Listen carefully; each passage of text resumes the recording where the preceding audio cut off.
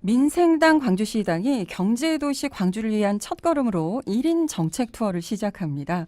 민생당은 민생 문제 1호로 이 광주형 일자리 광주 글로벌 모터스의 문제를 현안 이슈로 민간 매각화를 주장을 했는데요. 자세한 내용 민생당 광주시당의 박대호 광주시당 위원장과 말씀 나눕니다. 스튜디오에 직접 자리하셨는데요. 어서 오세요. 네, 반갑습니다. 네, 반갑습니다. 오랜만에 오시죠? 그렇죠. 제가 지금 정치하고 있지 않습니까? 예. 제 정치적 자산의 한 7할 정도가 아, 바로 이곳에서 만들어졌다 이렇게 저희 말하겠죠. 매거진입니까? 네. 청취자 여러분께서 많이 반가워하실 것 같아요. 인사를 좀 해주실까요, 먼저? 네, 조금 전에 말씀드렸듯이 TVN 광주교통방송이 지금의 박대호를 만들어낸 자산이었습니다. 너무 감사하고 고맙죠. 네. 네. 예. 뭐 이렇게 음성으로만 듣다가 모습을 보고 싶으신 분들도 계실 것 같아서 오늘 저희가 유튜브를 활짝 열었습니다. 네. 예, 유튜브에 들어오셔서 광주 교통방송을 검색을 하시면 지금 오늘 박대호 원장님과 이야기하는 이 인터뷰 모습을 보면서 함께 들으실 수 있습니다. 뭐 어떠세요? 진행자로 오실 때하고 손님으로 오실 때 좀 다르신가요? 네, 상당히 감회도 새롭고요. 일단 좀 떨립니다. 네. 자, 최근에 그 뉴스를 보니까 길거리 정책 투어를 지금 열심히 진행하고 계시더라고요. 그래서 목이 좀 잠겨 있는데요. 예. 최근에 이제 송정역하고요. 유스케어 광장에서 시민들 직접 만났습니다. 네. 그리고 이제 전남대하고 또 구 전남도청에서 행사 준비하고 있어서 예. 네. 정신없이 지내고 있습니다. 예. 그래서 그런지 목소리가 좀 예. 걸걸하신 것 같은데 이렇게 길거리 정책 투어를 하게 되신 계기가 있습니까? 네, 아무래도 민생당의 존재감이 굉장히 낮습니다. 네. 부끄러운 부분이기도 하고 또 과제이기도 하고 네. 노력해야 될 부분인데 네. 다만 우리 당이 주장하는 정치적인 이슈에 대해서만큼은 시민들께서 정말 진지하게 들어주시고 네. 또 호응해 주시기 때문에 예.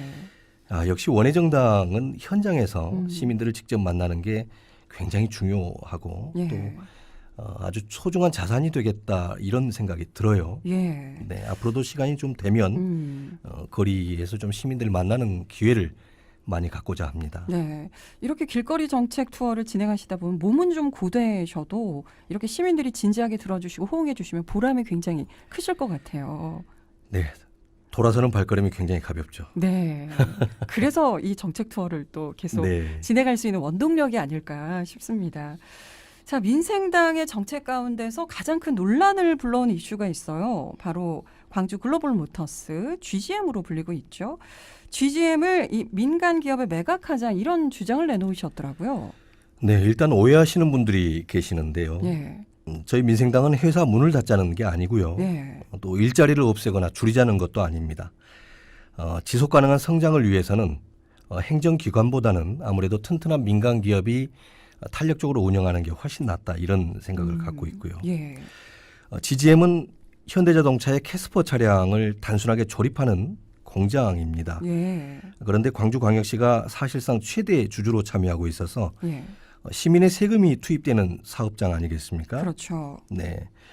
그런데 작년에 200억 원이 넘는 적자를 기록을 했습니다. 예. 물론 올해는 이제 신차 효과도 있었겠고요.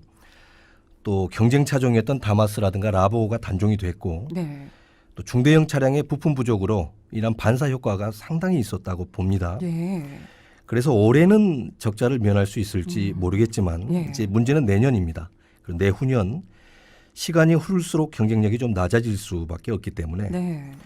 특히 GGM은 3,500억 가까운 차입금 그러니까 빚이 있단 말이에요. 네. 최근 세계적인 금리 인상 추세를 감안한다면 이자를 비롯한 광주시의 재정 부담 커질 수밖에 없고 그렇겠네요. 네, 예. 문제는 이제 근본적인로 행정 기능하고 기업 경영의 차이를 극복하기가 쉽지 않다는 겁니다. 네.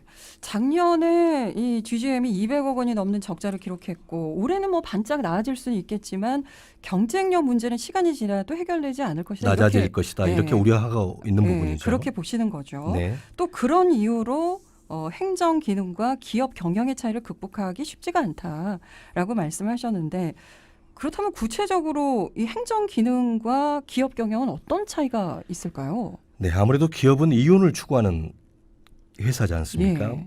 그런데 행정은 공익을 추구한단 말이죠. 예. 행정은 기업 그리고 시장의 활동에 대해서 관리하고 때로는 또 감독하는 기능을 갖고 있단 말입니다. 네. 예를 들어서 중대재해처벌법의 적용이라든가 안전사고도 있을 수 있겠고요. 예. 특히 자동차와 같이 생명이 직결되는 문제에는 제품의 하자가 발생하면 네. 사회적인 문제가 발생합니다. 네. 그러면 GGM에 위법한 사항이 발생했을 때 사실상 최대 주주인 광주시가 예. 어떤 처벌이나 적절한 대처를 할 수 있을지 상당히 의문스러운 부분이죠. 쉽지 않죠. 네. 예. 가장 중요한 것은 기업은 손해가 발생을 해도 예. 이걸 자산으로 남겨둘 수가 있습니다. 예. 오히려 빚을 내서라도 또 투자를 할 수 있는 것이고요. 예. 하지만 행정은 불확실한 예산 집행이 사실상 어렵다는 겁니다. 네. 5년이 됐든 뭐 3년이 됐든 사업비를 잡고 예산을 잡아서 집행하는 게 행정의 기능이거든요. 예. 그런데 얼마가 적자가 날지 모르고 또 얼마를 벌어들일지 모른다는 것 자체가 예. 기업하고 행정에 큰 괴리감이 발생하는 겁니다. 예. 그러니까 이 행정이라고 하는 건 기업과 시장의 활동에 대해서 관리를 하고 감독을 해줘야 되는데 광주시가 아무래도 최대 주주이다 보니까 이게 좀 그런 문제에 있어서는 이율 그렇죠. 배반적일 수밖에 없다. 자기 부정의 상황들이 좀 생길 수도 있고요. 네. 그리고 기업처럼 손해 발생하는 상황에 대해서 그렇죠. 탄력적인 대응도 좀 어렵다라는 네. 말씀이셨습니다.